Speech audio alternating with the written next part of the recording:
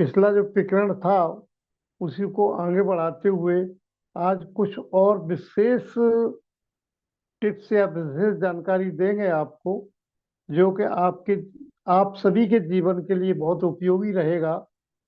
और यदि आप उनको ध्यान से सुन करके और अपने जीवन में उतारेंगे तो निश्चित तौर से आपको 1 करोड़ नहीं बल्कि करोड़ों का लाभ होगा। मैं उस सुख की बात नहीं कर रहा हूँ, अतीन्द्रिय सुख की बात यहाँ नहीं कर रहा हूँ अभी। लेकिन ये कहावत भी है कि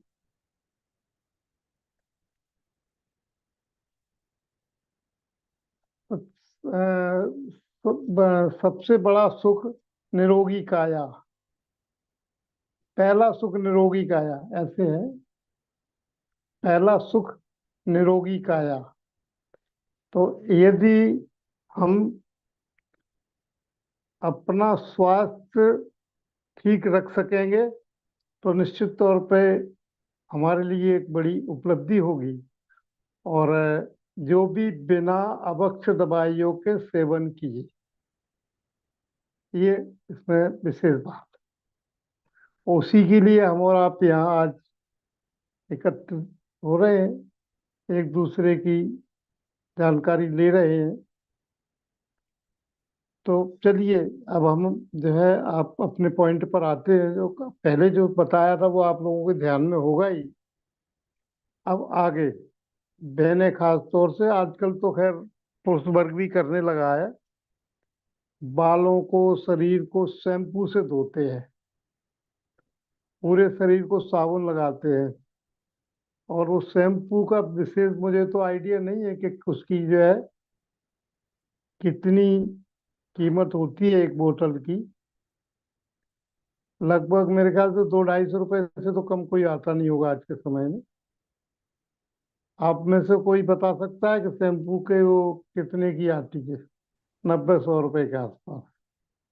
चलो ठीक है। तो मेरा मतलब ये है कि शैम्पू में एक तो लिक्विड रहता है, उसमें निरंतर जो है त्रस पैदा होते रहते, मरते रहते हैं। एक बात वो वो घात लगा। दूसरों से केमिकल होते हैं बहुत सारे, जो कि आपके शरीर के लिए अति हानिकारक है। आप शैम्पू से नहाएंगे, शैम्पू से सिर धोएंगे तो मैं गारंटी लेता हूँ कि आपके बाल बहुत जल्दी सफेद हो जाएंगे। तो अब उसके लिए अल्टरनेट क्या है अपने पास? अपने पास 2-3 अल्टरनेट है, जो कि बहुत ही कम कॉस्ट के हैं। यानी 90 रुपए का आपका शैम्पू ज्यादा ज्यादा 15-20 दिन चलता होगा या महीने भर चलता होगा, जो भी है। खैर कह नहीं सकता हूँ मैंने कुछ देखा नहीं इसको। तो लेकिन उसका अल्टरनेट, नींबू से आप अपना सिर धोइए। नींबू का रस निकाल करके और उस रस को आप बालों के जड़ में लगाएं और आधे घंटे बाद सिर धोएं, आपके बाल बिल्कुल साफ हो जाएंगे, कहीं किसी तरह की कोई गंदगी नहीं रहेगी। दूसरा है, दही के साथ बेसन मिला के भी आप सिर धो सकते हैं। तीसरा है, मुल्तानी मिट्टी से सिर धो सकते हैं। और चौथा ऑप्शन है, बेसन और नींबू के साथ भी धो सकते हैं। या लोग ये कह सकते हैं कि दही और बेसन को मिलाने से विधवा होता है। विधुला जब होता है जब हमारा उसमें मुंह का जो थूक है वो उसमें मिलता है, तब उसमें जीभ पैदा होती है। तब तक जीभ पैदा नहीं होगी उसमें। 15 साल की लड़की लड़कों के बाल सफेद हो जाते हैं और फिर वो उनको लगातार रंगते रहते हैं। तो एक तो शैम्पू का खर्चा, दूसरा फिर वो डाई का खर्चा, हेयर डाई। तो ये सब अपन बचा सकते हैं यदि हम अपने जीवन में शैम्पू को हटा करके, साबुन को हटा के, और इस तरह के ये 2-3-4 चीजों को मैंने आपको बताया। अब इसके बाद नंबर आता है क्रीम, सन क्रीम। मुझे तो किसी ने बताया क्रीम की कोई डिब्बी जो है कोई अच्छी कंपनियों की अ, लगभग 2,500 3,000 रुपए तक की आती है। सन क्रीम वगैरह पता नहीं कौन कौन से होते हैं, ज्यादा जानकारी नहीं है मुझे। आप लोग जो यूज करते हैं वो देख लेना, कॉस्मेटिक्स होते हैं जो बहुत कॉस्टली आते हैं, और उसमें होता कुछ नहीं है भैया। अब क्या कहें आपको, आपको बताएंगे तो आपको आश्चर्य होगा। उसमें ज्यादातर जो है वाइट पेट्रोलियम जेली में कुछ पाउडर, या तो अपना ये सेलखड़ी पाउडर होता है, या हड्डियों का पाउडर सफेद होता है, उसको मिला करके उसमें कई एक तरह के और केमिकल डाल के और आपको जो है अच्छी खासी कीमत में बेच दिया जाता है।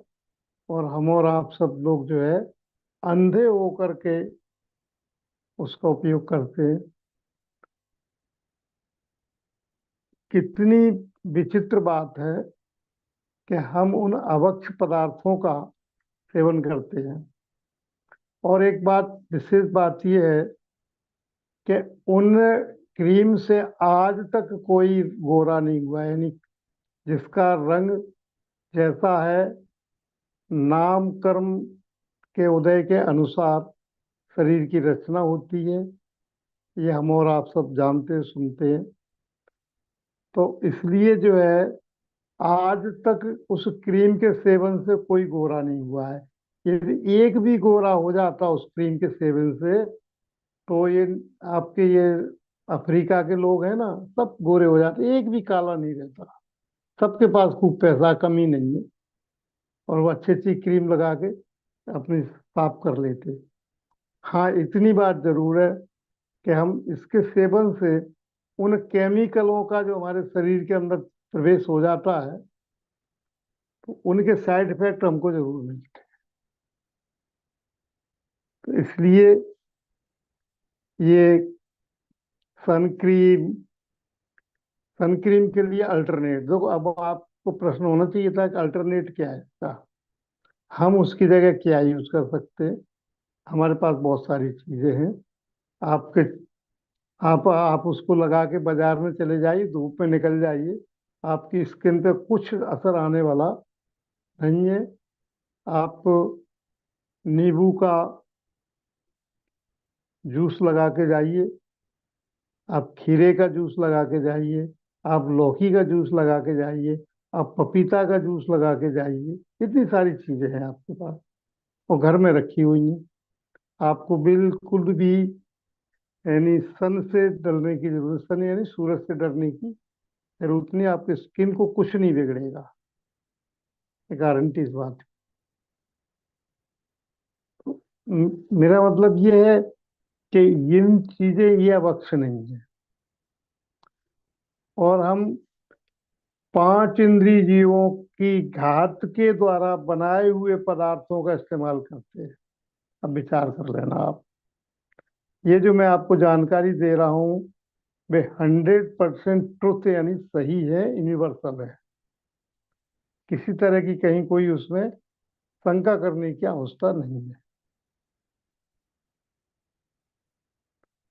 बालों को रंगना, बालों को हम ड्राई करते हैं, और उसके द्वारा जो केमिकल हमारे शरीर में प्रवेश कर जाते हैं उनसे कैंसर, बहुत से लोग ऐसे आपने देखे होंगे। तो कैंसर की बात आ गई तो एक बात कहना चाहूंगा मैं यहाँ, कि उन्होंने जीवन में कभी सिगरेट नहीं पी, कभी तम्बाकू नहीं खाई, और उसके बावजूद भी उनको कैंसर हो गया।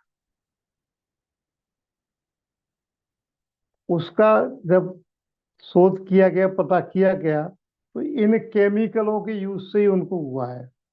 कुछ तो एलोपैथी दवाइयों के केमिकल, कुछ ये बाहरी पदार्थों के केमिकल, इससे जो है कैंसर आज बहुत सारे रोग हुए हैं।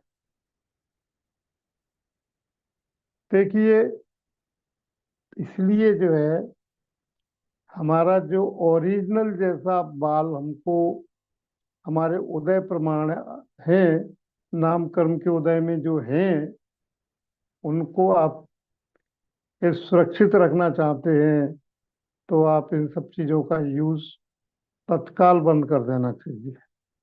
बालों को रंगना बिल्कुल नहीं चाहिए। और बाल रंगने वालों के बाल और ज्यादा सफेद हो जाते हैं और झड़ने भी लगते हैं। यदि आपके सिर में डेंड्रफ हो गया है, रूसी बोलते हैं जिसको, डेंड्रफ बोलते हैं ना, जो वैसा सिर में थोड़ा सा वो वैसा निकलने लगता है, भूसी भूसी सी, उसके लिए मेरा जो है अपना खुद का अनुभव है, और कई लोगों पे मैंने इसका इस्तेमाल किया है। बालों के जड़ में 15-20 दिन तक यदि हम नींबू का इस्तेमाल करेंगे तो डेंड्रफ जो है ठीक हो जाते हैं। सुबह या दोपहर या शाम जब भी समय मिले तो आधी नींबू का जूस लीजिए कटोरी में, उसके अंगुलियों से बालों में ऐसे ऐसे यूं यूं यूं आप लगाए, तो ये आपका डेंड्रफ जो खत्म हो जाएगा, वो बालों का झड़ना बंद हो जाएगा। ठीक। अच्छा, अब इसके बाद आता है,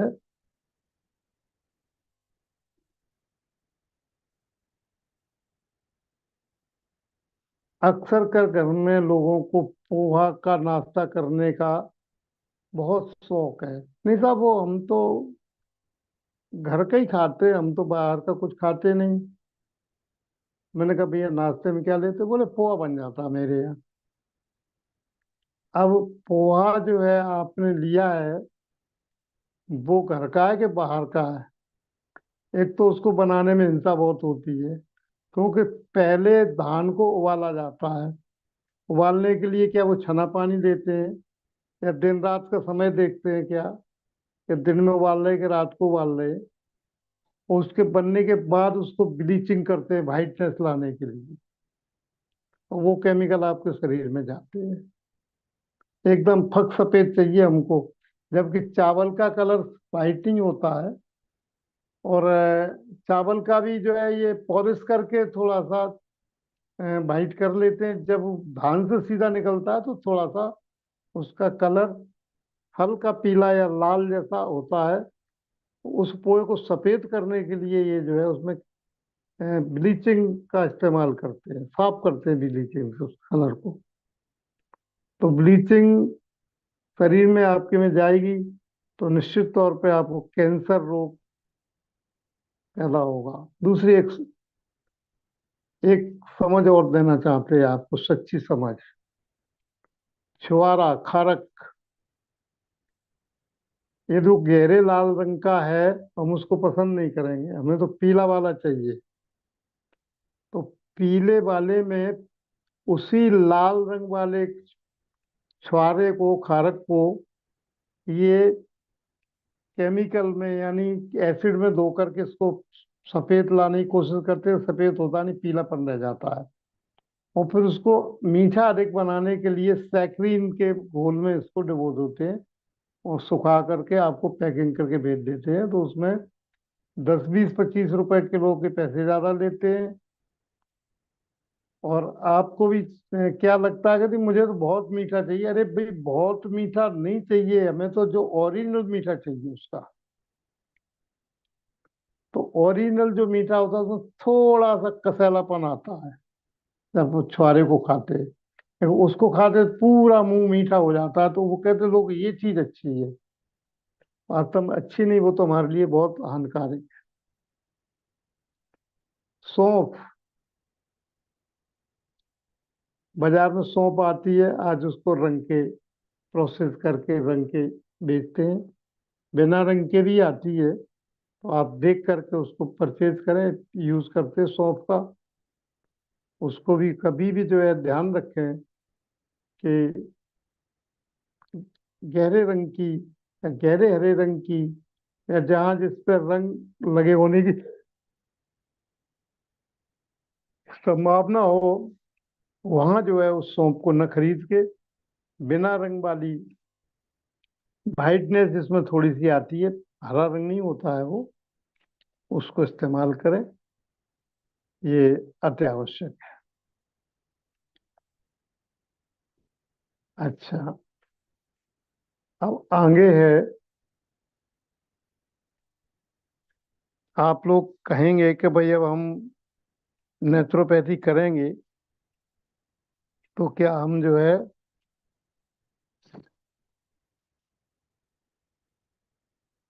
कचौड़ी पकौड़ी, तले पदार्थ, पूड़ियाँ, पराठे आदि नहीं खा पाएंगे? नहीं भाई नहीं, ऐसा नहीं। आप खा सकते हैं इनको सभी को, लेकिन उसका तरीका है खाने का। आप उसको भोजन को संतुलित कर लें। वैसे मैं बता चुका हूँ इसके बारे में, लेकिन अब विशेष तौर से इस तले पदार्थों के लिए बता रहा हूँ। एक तो आप घर पे बनाएं, बाजार का यूज ना करें। दूसरा जो है, घर पे भी रिफाइंड तेल का यूज कभी ना करें। आप घानी का तेल, यानी जो नॉन रिफाइंड तेल आते हैं उनको इस्तेमाल करें।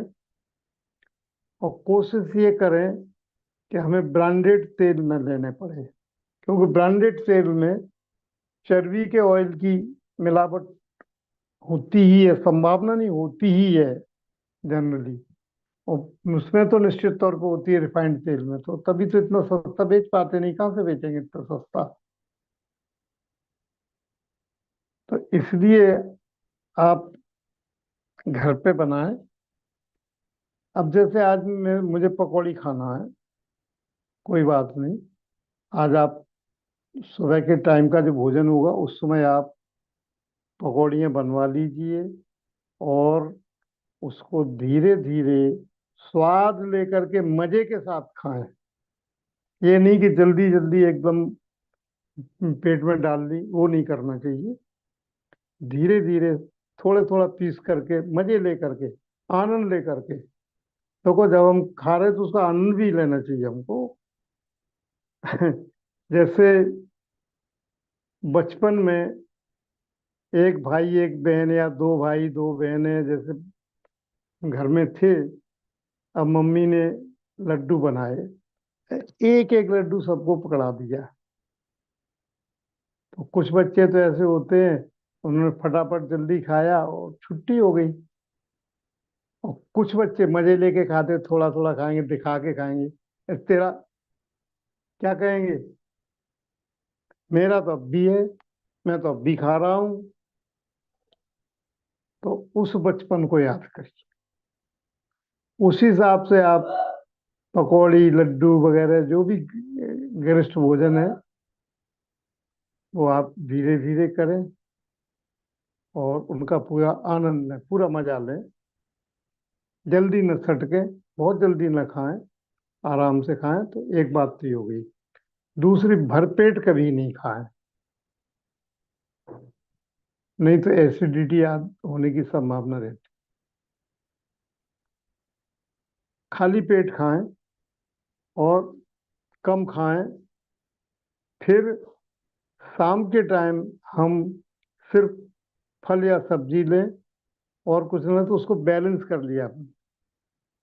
इसी तरह से पकौड़ी है, कचौड़ी है, समोसे हैं, मिठाइयाँ हैं, बाजार की तो इस्तेमाल करें ही नहीं। तो इकोनॉमी भी बनेगी आपकी, घर पे आप बनाएंगी तो।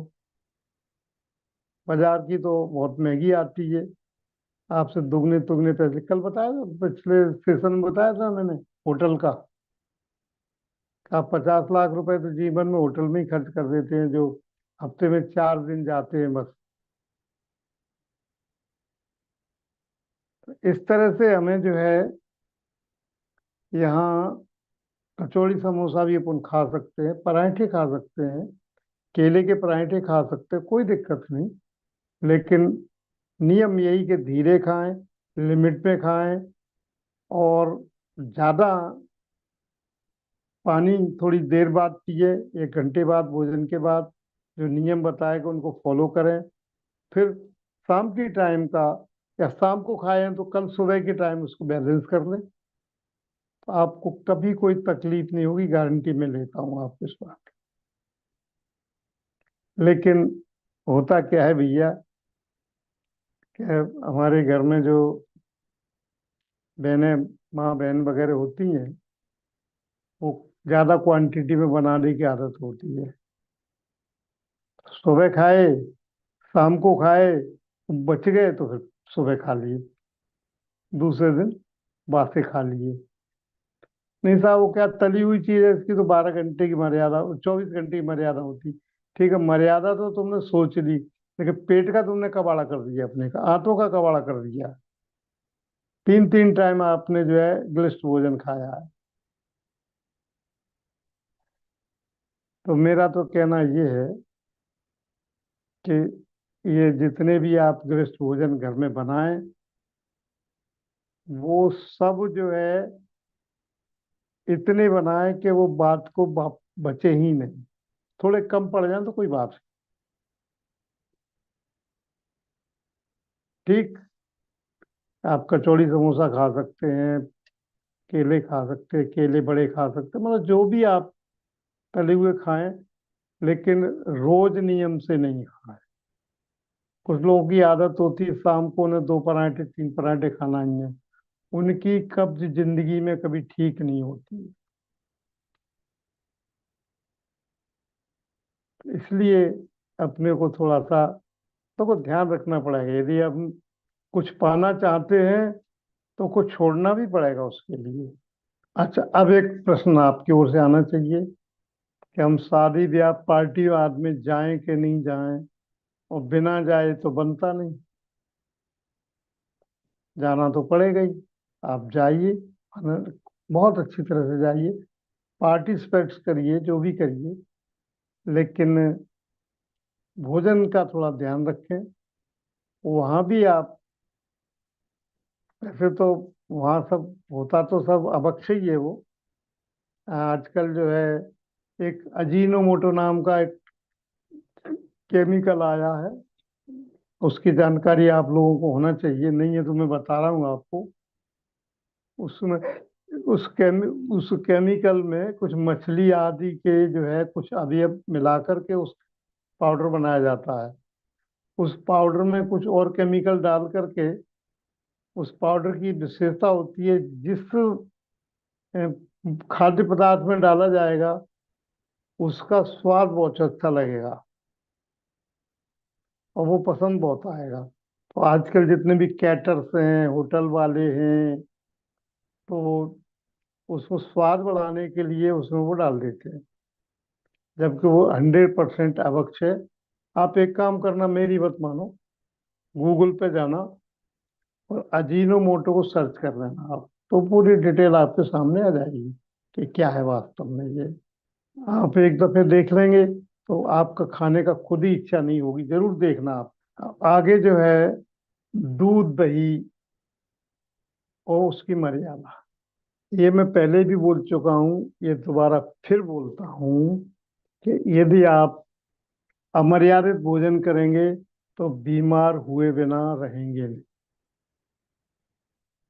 कारण उसका ये है कि जब भी हम जीव हिंसा आदि भोजन के रूप में या कैसे भी करते हैं, तो उसके फल में असाता कर्म का बंध होता है, और उस असाता कर्म का जब उदय आता है तो हमारा शरीर रोगी हो जाता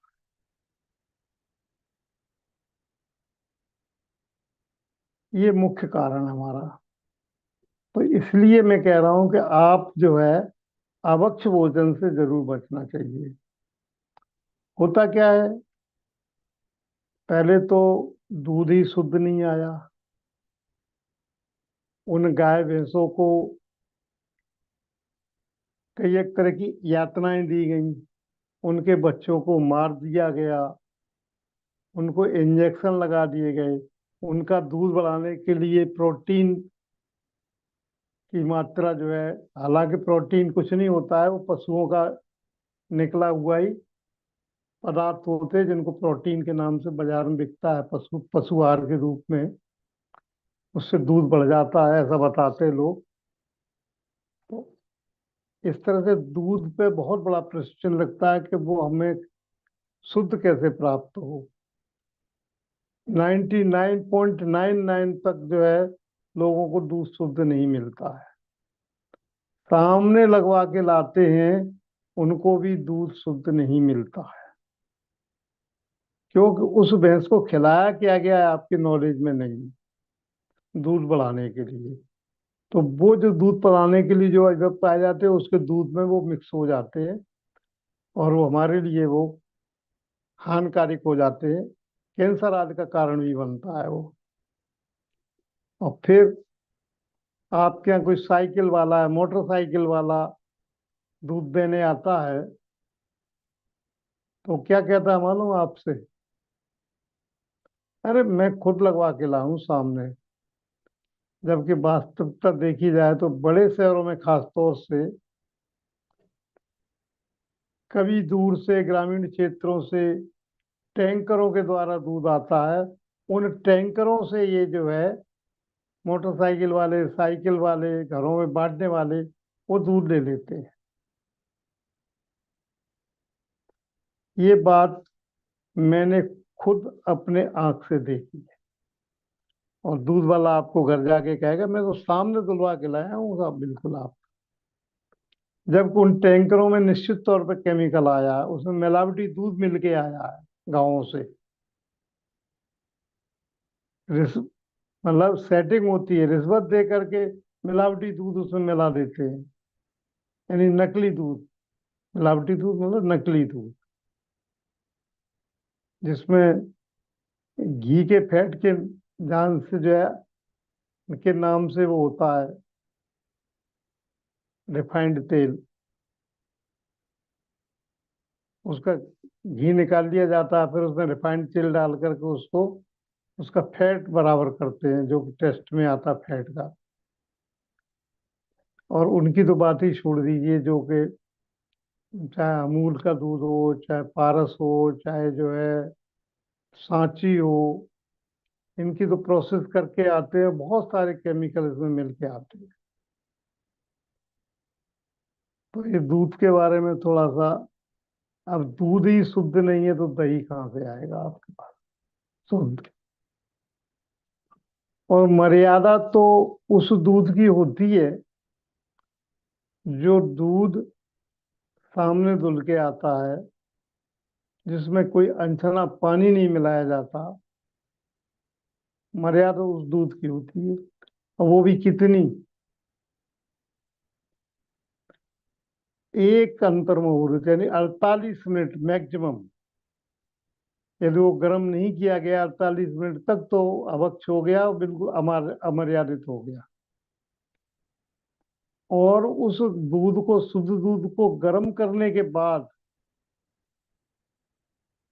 उसकी 24 घंटे की मर्यादा होती है। लेकिन हम क्या करते हैं,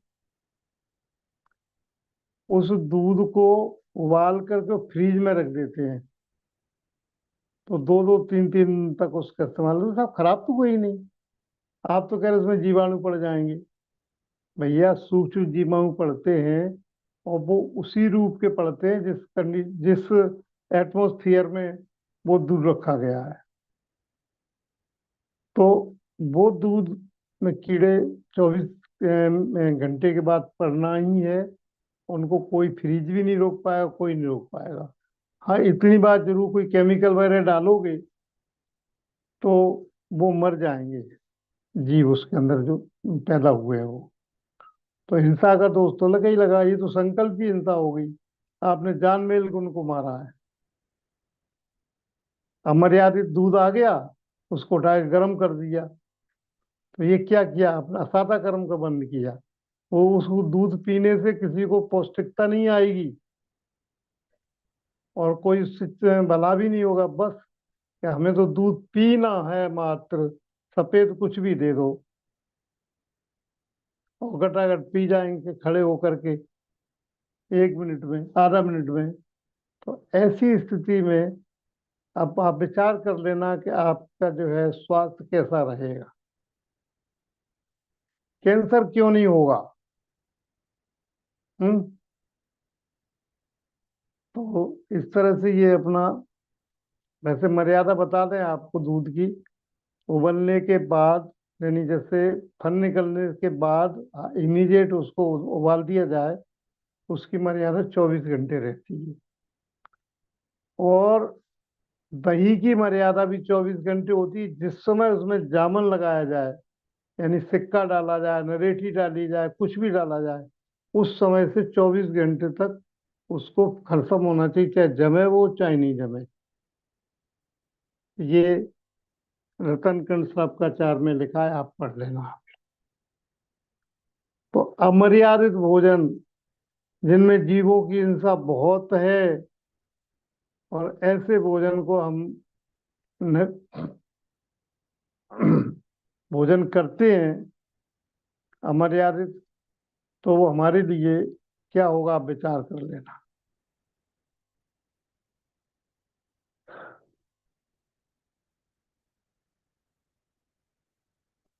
पानी छानना। मैंने कि साहब जी, कहाँ से आपने पॉइंट पॉइंट ले लिया पानी छानने का?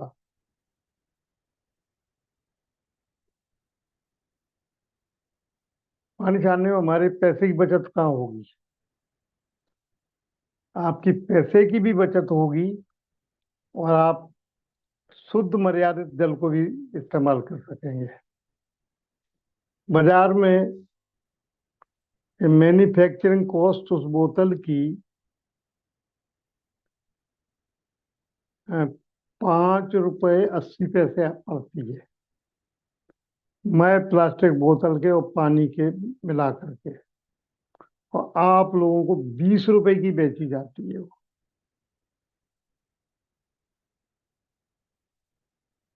5 रुपये 80 पैसे की वो चीज 20 रुपए की बेची जाती है। और यदि आप वो उस पानी को नहीं पीते हैं और बॉइल्ड वाटर पीते हैं, तो आपका वो 20 रुपए की बोतल या आरओ का खर्चा, आदि उसमें बिजली का भी खर्चा होता है, ये सब खर्चे जो है देखा जाए तो बचा सकते हैं अपन। पानी को छानिए डबल कपड़े से, डबल छन्ने से, मोटे छन्ने से, और उसको उबाल लीजिए। 24 घंटे की मर्यादा हो गई, आप इस्तेमाल करिए, दूसरे दिन फिर से उबाल लीजिए। एक बात। दूसरी बात यह है कि यदि आपने अनछने पीने का पानी का नियम ले लिया, न बिना छना हुआ पानी न पीने का नियम ले लिया, आप वैसे ही बच जाएंगे। बाजार का आप कोई सामान नहीं खा पाएंगे, फिर आप विवाह शादियों में भी नहीं खा पाएंगे आप, क्योंकि अब पानी तो छाना ही नहीं जाता है। और छाना भी जाता है कहीं कहीं तो पत्ती की थैली लगा लेते, कोई प्लास्टिक की थैली लगा लेता है, कोई कुछ कोई कुछ। ये पानी छानना नहीं हुआ। और पानी में जो जीवाणु नाम के जो इम्प्योरिटीज होती है, वो आपको मोटे डबल छन्ने से अलग हो जाते हैं। वो आपके पानी में नहीं जाते, उनसे हानियों से बचते हैं आप। लेकिन हमको तो जो है वो मिनरल वाटर चाहिए, आरओ वाटर चाहिए। अब मिनरल आरओ आरओ मिल लेना है, तो हमें क्या फर्क पड़ता है, लीजिए आप आराम से।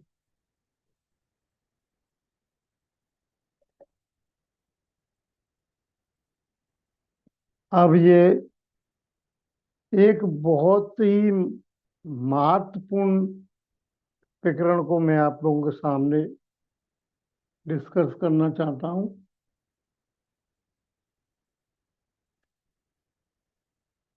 ये है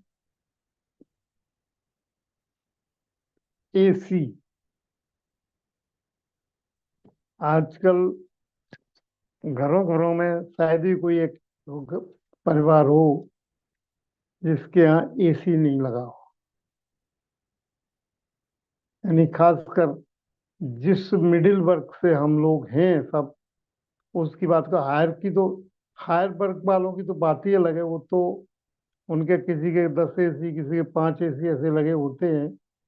और कहीं सेंट्रली एयर कंडीशन भी होता है।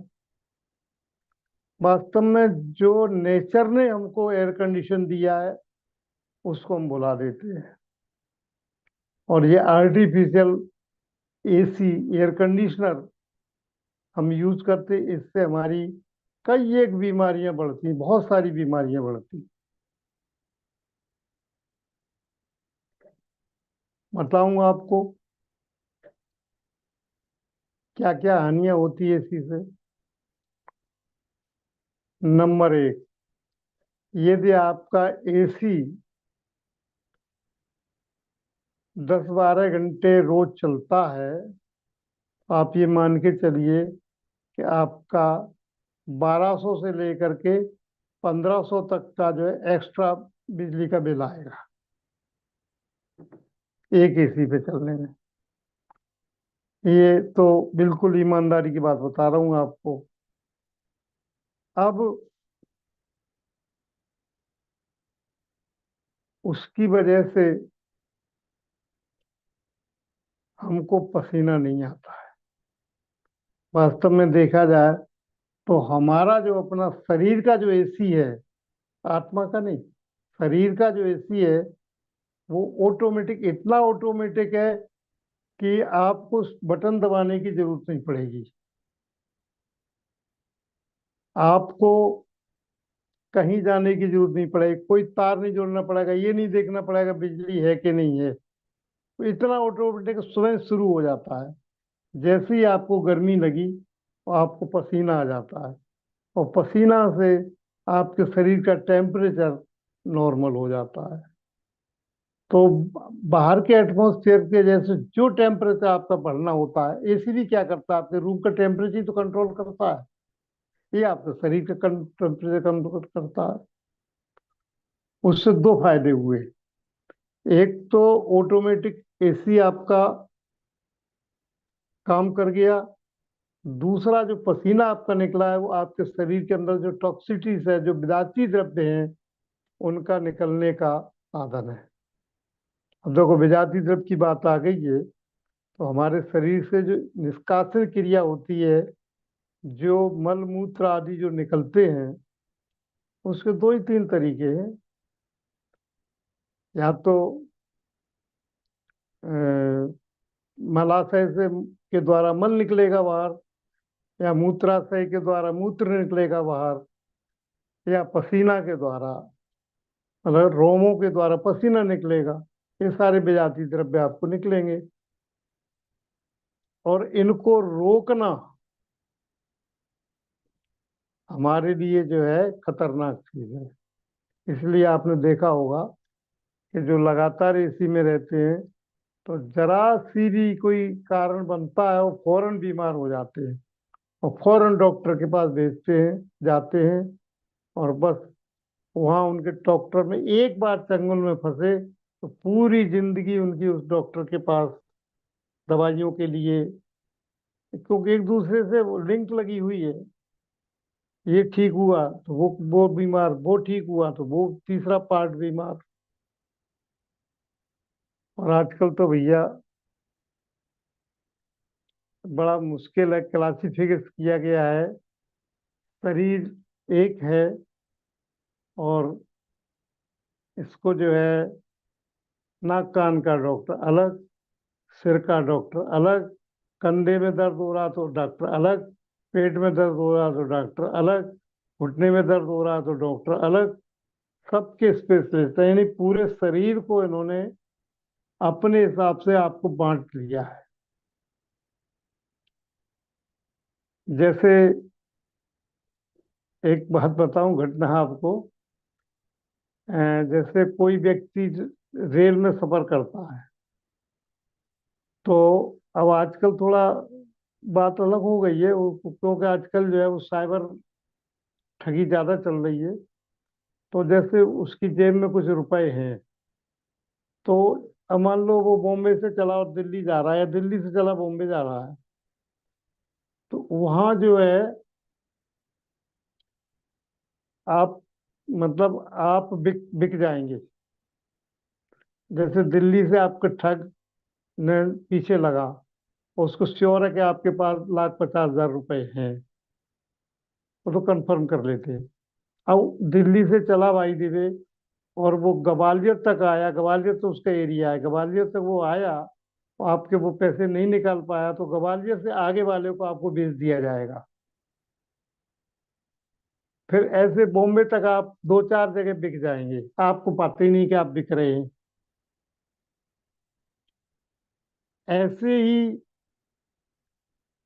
ये हमारा जो एसी है, और अंदर अंदर हमको जो है ये, अ, पसीना नहीं निकलने देता है, हमारी बीमारियों का कारण।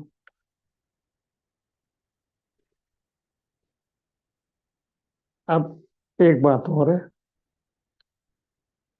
आपने घर बनवाया, खिड़की लगाई, कांच लगे खिड़की में, और उसके ऊपर मोटा पर्दा लगा दिया, फिर लाइट जला के, अच्छा हवा का भी प्रिवेंट कर दिया, हवा भी नहीं अंदर आ रही है, तो पंखे चला के और लाइट जला के काम करते।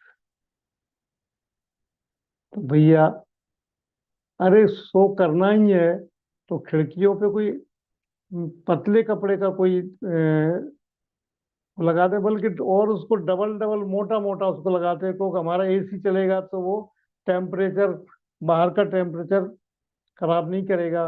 कि ठीक है, बाहर का टेम्परेचर खराब नहीं करेगा, लेकिन आपके शरीर का टेम्परेचर जरूर खराब कर देगा वो, गारंटी से। आपके एसी पे इफेक्ट भले ही नहीं आए, लेकिन आपके शरीर पर जरूर आएगा।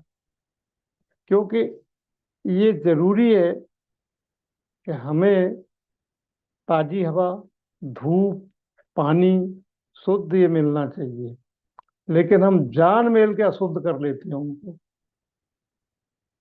खिड़कियां बंद कर दी, बल्कि अब तो सिस्टम ही बदल गया, क्या कहें। अब पुराने जमाने के मकान देखो, बीच में एक चौक होता है खुला हुआ, उसके चौक में चारों तरफ कमरे बने होते हैं, तो हर एक कमरे में रोशनी जाती थी, हर एक कमरे में हवा जाती थी। अब तो कुछ मकान तो ऐसे ही बनने लगे जिनमें खिड़की ही नहीं बनवाते, तो सेंट्रल एडी के से पूरा उन्हें बिल्डिंग एसी कर दिया। उनकी तो कुछ बात ही नहीं कहते, वो तो बीमार रहेंगे ही रहेंगे गारंटी से, तो उनकी टॉक्सिटी जाती तरफ निकल नहीं पाएंगे, तो उनके इफेक्ट आएंगे शरीर में। बिजली का खर्चा, अब बिजली भी, मान लो जैसे बिजली पानी से बनाई जा रही है, उसमें तो 5 इंद्री तक के जीवों की हिंसा होती है, तो टरबाइन चलता पानी में, उसमें मछली 5 इंद्री होती है, मछलियाँ, सांप, बीछी वगैरह कट जाते हैं उसके अंदर, जो भी पानी के अंदर होते हैं, जिस बहुत सारे जीव होते हैं, उनकी हिंसा हो जाती है। अब मान लो थर्मल पावर स्टेशन है, तो उसमें कोयला जलता है, उससे भी जो है बिजली बनाने में बहुत हिंसा होती है। तो यदि हमने वो बिजली को इस्तेमाल किया, तो उसके द्वारा जो हिंसा की गई है, उसके दोष तो हमको भी लगेंगे। इसलिए जो है ये बचने के लिए, आज का जीवन चूंकि ऐसा है कि हम बगैर बिजली के नहीं रह सकते, तो लेकिन कुछ ऐसा करेंगे जिससे कम से कम बिजली का यूज हो। घर में 3 कमरे में 3 पंखे लगे हुए हैं, और बिल की तो कोई चिंता नहीं है, और घर में 2 लोग हैं और तीनों पंखे चलते रहते हैं, ये बात उचित है क्या? तो उसमें अनर्थदंड का भी आप भागीदार हो जाते हैं। अनर्थदंड समझते हैं? रतन कंड साहब का 4वां अनर्थदंड की जो व्याख्या दी गई, आप पढ़ लेना वहां से, थोड़ा हिंट हम बताते हैं अनर्थदंड का। जिसका लौकिक में भी उपयोग नहीं हो, ऐसी क्रियाओं को करना अनर्थदंड होता है। यानी करना, करवाना या अनुमोदना करना, तीनों ही बात है। उसकी जरूरत तो है नहीं, और वो चल रहा है वो, लाइट की, एक लाइट की जरूरत है, हमारी 4 लाइटें जल रही हैं। जब एक लाइट से कम चल सकता है हमारा, लेकिन नहीं। तो कहने का मतलब ये है, इस तरह से हम बहुत सारे छोटे मोटे कामों को जो है बिगाड़ करके और अपने जीवन को तबाह कर रहे हैं, मैं तो यही कहूंगा। आगे बात आती है चीनी। चीनी एक मीठा जहर है। वो जहर हमारे शरीर को, जैसे लकड़ी को घुन लगती है, ऐसे ही वो हमारे शरीर को खाता है। चीनी की वजह से हमें डायबिटीज बढ़ती है, चीनी के सेवन से। नहीं तो आप देख लीजिए, आज से 40 साल 50 साल पहले चीनी लोग नहीं पसंद करते थे, गुड़ खाते थे। और तब डायबिटीज से कोई नामो निशान भी नहीं था 50 साल पहले। जब से चीनी का प्रचलन शुरू हुआ तो डायबिटीज आ गई, हार्ट अटैक आ गया, ब्लड प्रेशर आ गया, बीपी बढ़ने लगी। तो भैया, चीनी का खाना बंद करके उसकी जगह अन्य मीठे पदार्थों का, गुड़ है, देसी गुड़ है, छुआरे हैं, किशमिश है, मुनक्का है, इन चीज़ों के आप मिष्ठान बनाइए और इनको आप इस्तेमाल करें जीवन में। हम हर खाद्य पदार्थों के लिए, चाहे बच्चे हों, चाहे बूढ़े हों, चाहे जवान हों, आजकल जो है बाजार के केमिकल वाले वस्तुओं के ऊपर जो है निर्भर हो चुके हैं। घर में कौन बनाएगा? बिस्किट हैं, ब्रेड्स हैं, कोल्ड ड्रिंक्स है, ये तो खैर कुछ भी आप ले लो बाजार का, आपको निश्चित तौर पर आपकी बीमारी का कारण बनेंगे ही बनेंगे। सिद्धांत वही है, मैं बता चुका हूँ आपको। आप जीवों की हिंसा में लिप्त होंगे, असाता कर्म बनेगा, उदय में आएगा तो आपको शरीर में परेशानी होगी, कहीं ना कहीं कुछ न कुछ। सीधा सिद्धांत है, बिल्कुल जैन धर्म का बिल्कुल सीधा सिद्धांत है। कहीं कोई लाग लपेट नहीं है, और सरल है बिल्कुल। उसको उसको समझाने की, समझने की जरूरत नहीं है, सही बात तो। इसी को जैनोपैथी बोलते हैं, नेचुरोपैथी बोलते हैं, कि हम जितने भी नेचर से जुड़े, प्रकृति की ओर जितने बढ़ेंगे, उतना ही हमारा स्वास्थ्य ठीक रहेगा।